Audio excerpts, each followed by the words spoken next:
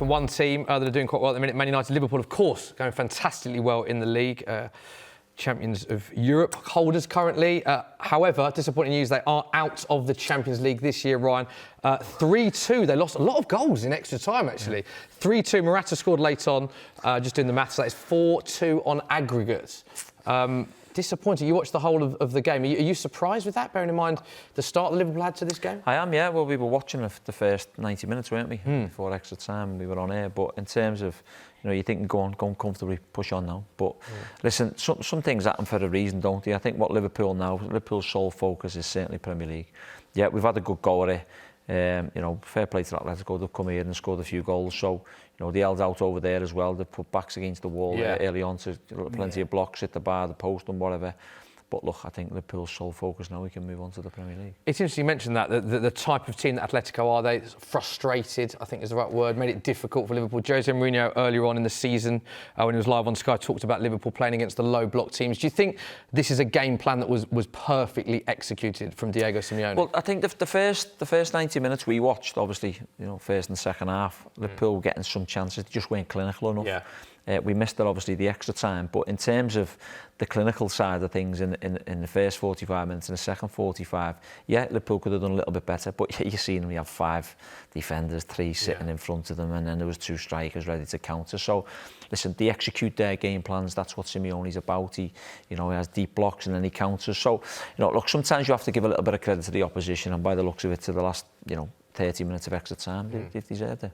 Liverpool will be disappointed, because we watched the game for 90 minutes. Liverpool battered them. They were the better team. Oblak in goal, who's for me is probably the best goalkeeper around in world football at the moment. Atletico Madrid goalkeeper was superb, and Liverpool's finishing wasn't the best on the night because they dominated it. Even though Atletico Madrid come and did a good job and defended well, that's where you got to put the ball in. You've got to put the ball in the back of the net and be ruthless. And send to see you scoring goals. You've just got to go, keep going, and they've got to put the ball in the back of the net. Liverpool will be disappointed with the chances they've had, as you're saying, Clint. But what you do, if they don't go in, you've got to make sure you keep the back door shut, and they were in a position to do that. Yeah. It's still been a great season because they'll go on and win the Premier League. It's been I think you ask most Liverpool fans what they wanted this season. You ask Lowe, is to win the Premier League. They'll be disappointed because I tipped them at the start of the season they could go on and win the Premier League and the Champions League because I thought they were in fine form. I just think ever since they've come back from the winter break, I don't think the winter break kind of helped Liverpool. I think since they've come back from it, you saw again the West Ham game, then maybe you were looking at it and on another day West Ham could have won. So I think the winter break, we can have a look at Liverpool's form post-break, and obviously going into this, they were on phenomenal form, unbeaten in the Premier League, in the cup competitions, of course. So this is post the winter break that Clinton was talking about. Losses to Atletico Madrid, 2 losses in the end to Atletico Madrid because they've lost both legs of that.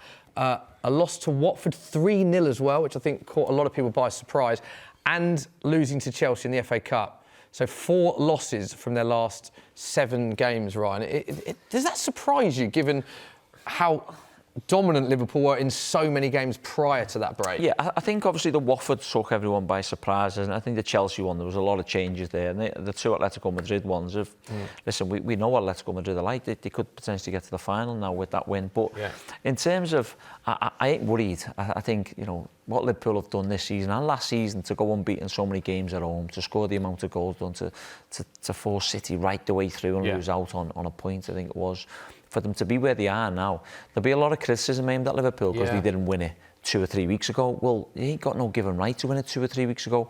If you said to Jurgen Klopp you would win that game, last game of the season at home or away to Newcastle, he'd probably bit your hand off for it.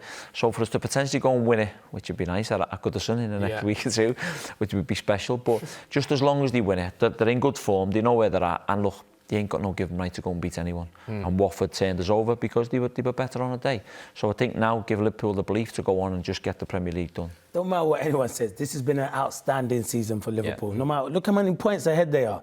There's no one near them. They've been that good. And they have had a bit of a blip now since that winter break, but they're still going to go on and win the Premier League. There'll be a big disappointment when you say it is pressure. It's been a long time in coming. You said it doesn't matter what anyone says. You said you think they will be criticised. So for as great as it has been in the league, they're on course to become the record points total of any team in Premier League history. How do you think the season will be remembered, given that at the start, people were tipping them for domestic trebles and all sorts. Will it be tinged with a bit of disappointment? Not for Liverpool fans. Not Liverpool for fans. No. As you asked before the start of the season, they would have took winning the Premier League. I'm not a Liverpool fan. Got too many trophies in the cabinet now. They just need one big one. We don't need any more small ones. Just that one Premier League one will be fine, yeah. And then we can move on to next season. But in terms of me and Clinton were talking before about, Salah, he scored 24 goals, and people criticise him because he hasn't scored 34 goals. Listen, it's football, and fans, we know some fans at times are fickle and say different things, but as Clinton just said, I'm with him 100% all the way. Liverpool have had a phenomenal season, and I think now I fancy Liverpool to go unbeaten right the way through to the end of the season and break that points tally. Do you? Because Definitely. you'll get a reaction. But they're going to be hurt. They're going to be hurt. The reaction of the players. I listened to an interview with Andy Robinson when he got beat at Atletico Madrid away, and he went, they've just celebrated like they won the cup, not the game, and it hurts them. I think what Liverpool have got now and what Klopp's installed is that togetherness and that determination. I've seen a different side to them tonight as well. Pushing their players, getting them out the way, getting the ball right, surrounding their own players. That's what they need. That little bit of grit. It hasn't worked out tonight, but go on. I'm sure Liverpool will go and kick on now in the Premier League. And with the FA Cup, as a Liverpool fan, would you have liked Jurgen Klopp to play your full-strength team in that? Or can you understand, with the fixture congestion, him changing the team? Yeah, because, if he'd have lost Van Dijk, for argument's sake, he's lost Alisson, which is a big blow for us, or Bobby Firmino, or Mane, or Salah. They're big players that you can't afford to lose. So I get the congestion of all the fixtures coming thick and fast, and they played... Aston Villa when he played all the kids there and he went out. But I think managers now have to know what they're going for, and I think in my eyes and in Liverpool's eyes, Jurgen Klopp was going for the Premier League title this season, as well as every other. He's gone out to win them. He's been unfortunate not to win the other games, but for the Premier League, he's gone, I'm taking no risks. The length of points he's ahead, he's got to make sure that he was taking no risk and make sure that he lifts that big Premier League trophy. Yeah, and it's looking very good for Liverpool to lift the Premier League trophy, the one trophy they haven't won, of course.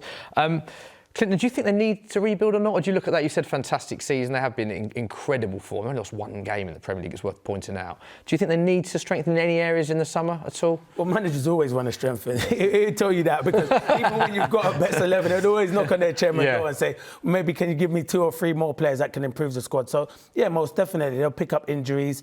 If one of the front 3 get injured, maybe... I know they've been linked to players like Mbappe. Well, if Mbappe goes to Liverpool, what a hell of a signing. And Jadon Sancho, players like that. So maybe Sancho could be a good child, a youngster.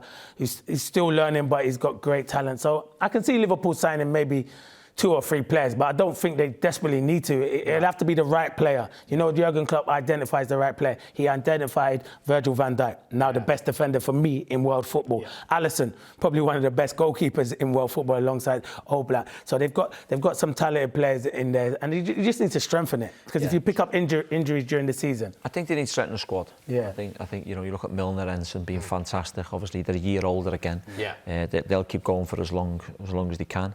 But I think Liverpool certainly need to add 1 or 2. I think Liverpool 3 players. Yes. Whether it's midfield, whether it's one that can play the left of a 3. Specific players? Yeah, so midfielder, one that can play left or the right of a 3 in midfield, and potentially one that can play any of the 3 up front. You know who I'd like them to sign? Liverpool fans might start shouting. I think Philippe Coutinho. I think he'd be brilliant to go back there. I just think he's not playing at the moment at Bayern, in and out of the team at Bayern Munich, not really playing at Barcelona. I think he's a special. I loved him at Liverpool. And Liverpool fans, some probably be split on it because the way he left, but I think that's the type of player, that creative player. He's a talented player, no question.